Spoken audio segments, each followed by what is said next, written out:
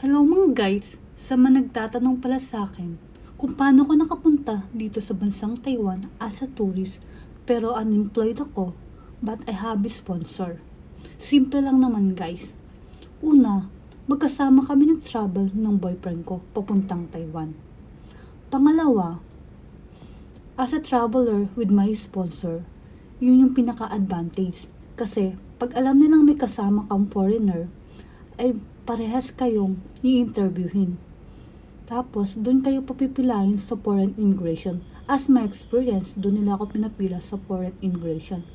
Tapos, ano-ano nga ba yung tinanong sa akin? Una pa lang yung tinanong sa akin is, kailan ang balik ko dito sa bansang Pilipinas? Ang sabi ko, sa November 22. Tapos, kung may trabaho ko, sinagot ko, unemployed po ako. Pagkatapos, tinanong uli kung kailan yung balik ko.